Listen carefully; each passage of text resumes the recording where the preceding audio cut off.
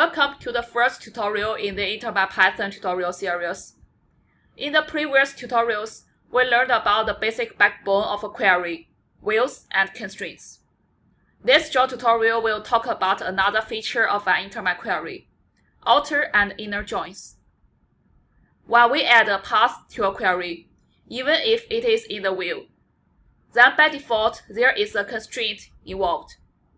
Our query will consist of only those records that have information in the fields or attributes that are described by the path. Here, we will try to get genes involved in a biosynthetic process and any publications on them. If a particular gene has publication information available, then we want to view the general information about that gene.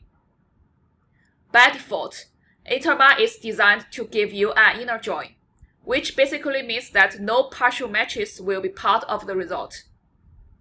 However, for the example we are discussing here, we would require something known as an outer join.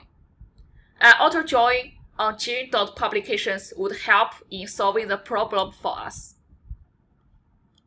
Let's start by creating a new query object like we saw earlier.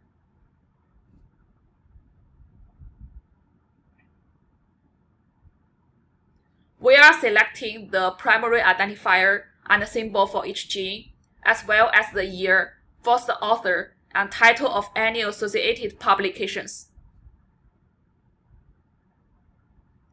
Here, we add the constraint like this, which constrains ontology terms to be any term that contains biosynthetic process. The stars in the constraint are a wildcard, meaning that any additional text can come before or after the phrase biosynthetic process. Then, we add an outer join using the query.outerJoin method, asserting that all genes should be returned, and if publication information is available, we will return it as well.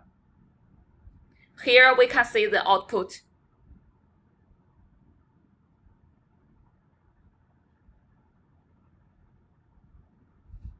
Another query feature that InterMine has is the ability to define shorter column names.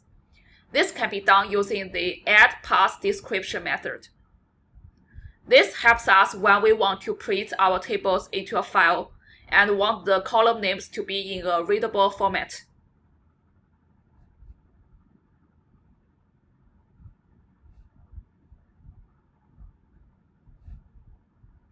In this example, we use ontology term to represent ontology annotations.ontology term and pub to represent publications.